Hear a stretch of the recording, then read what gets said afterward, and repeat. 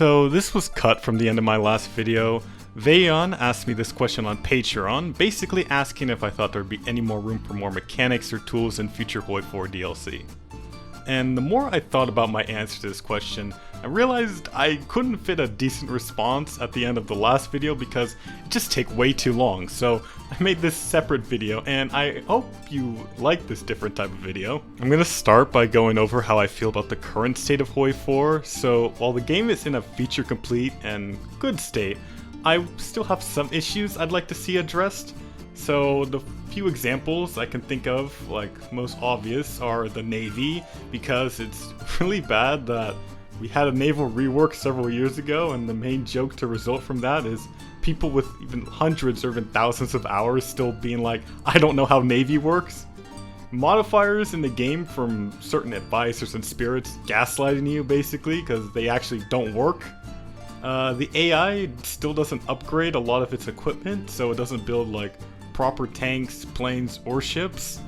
I said this before about the arms market, it's just such a strange feature in HOI4 because every nation can make the same equipment, and it's pretty easy for every nation to get the industry capable of producing the equipment they need for themselves. Anyways, to answer the question, I have to keep in mind the main goal of HOI4 is to be like an accessible grand strategy game set around World War II. So obviously there's not going to be super complex stuff like, the refining resources mechanic in Black Ice, for example. So I'm going to keep it tame. And I feel a missed opportunity with the arms market mechanic is you can't be proactive with it. You just have to hope a random nation sells the equipment that you want at that specific moment, which doesn't happen often. So just like how you can request Lend-Lease, why can't you request like arms contracts from nations? Like go to the nation directly and ask them for a type of equipment they make and they'll make it for you, or just put out like a general worldwide request for like tanks or something that somebody could answer. And from there it just functions like Lend-Lease, where the nation produces that equipment and it's delivered to you. So the market would be even better, and I know this is a pipe dream, if like nations had unique equipment that only they could get. The MEOs don't really do enough to differentiate equipment, and I feel like an M1 Garand shouldn't be on the same level as a Kar 98, or like a Sherman T-34 and Panzer IV chassis starting off the same. Nations, I feel, should feel more different to play, and a good way to do that is through their equipment. So not only does that enhance the arms market feature, it also would make the license produce equipment feature actually somewhat useful, because now there's a reason to do it, because now there will be nations that will make equipment that you can't possibly make yourself. One thing I never understood about HOI4 Navy is why there isn't a naval command limit for ships like in admirals. Like there's a command limit for fleets, but an admiral can command 10 fleets of 5 ships or 10 fleets of 50 ships, the exact same. It should be like Stellaris, where there's a command limit for admirals, with each type of ship costing different values. And of course there's a maximum limit of the amount of ships that can engage in a naval battle, so you can't just reinforce with other big fleets. The UI needs a rework on it too, because important information is just straight up hidden.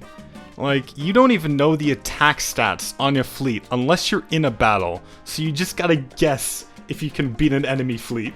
Lukewarm take coming in, by the way. The spy system in HOI4 is pretty mid, and I'd even go as far to say is that they even did it better in HOI3, and that is the micro game, yet they made a much more hands-off and intuitive system than here in HOI4.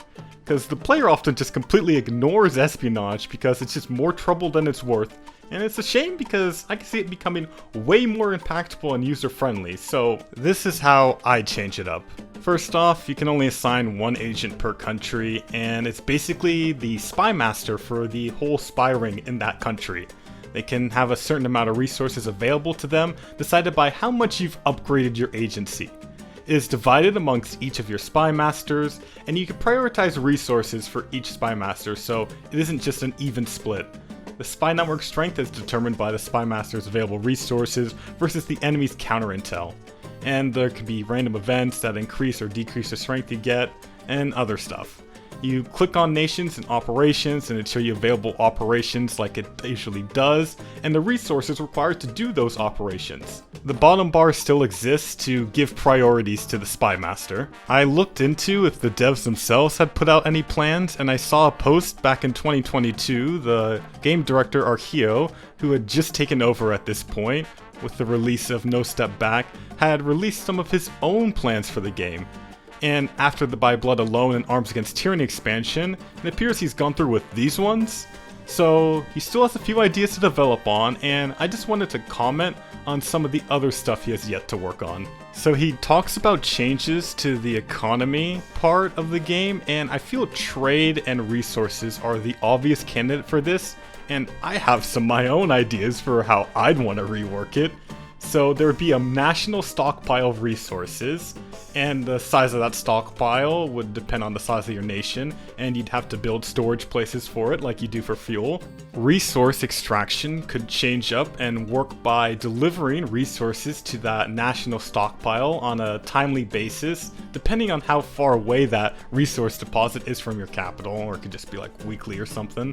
When you make trade deals, you have a choice on whether you want a continuous trade deal of like 16 tungsten per week, or maybe you just want to buy a set amount like 100 tungsten total because you only need a little bit of tungsten for a bit.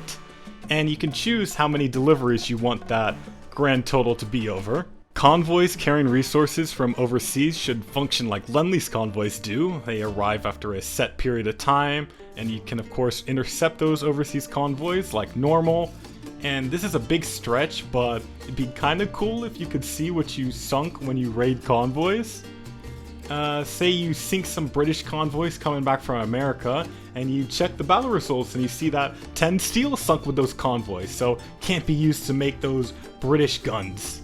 Alright, this is a hotter take, but I feel industry in vanilla HOI4 balloons way too fast, and a main cause of that is because of trade. So I'd want to change it so trade deals only give civilian output to the person trading away resources instead of them just getting a whole other civ. There's a part about limiting the size of your standing army, and Kaiserreich has a mechanic relating to that, and I think it is an interesting idea, but I don't like the punishments Kaiserreich gives you, but I understand the limitations because it is a mod. What I do for the punishments is that the player would instead take scaling increased supply penalties, and they'd reinforce division solor. Just punish the player logistically, basically. I'd love to hear what y'all think about my suggestions. Am I cooking, or should I just be banned from the kitchen? Tell me in the comments. I want to have a conversation about this. And thanks again to Vayon for asking the question that I really liked answering. And if you want to ask me questions for me to answer in videos, you can join my Patreon and support me there so I can prioritize making high quality content for y'all. Anyways, have a great rest of your day, and I'll have another video out, a regular one, later this week.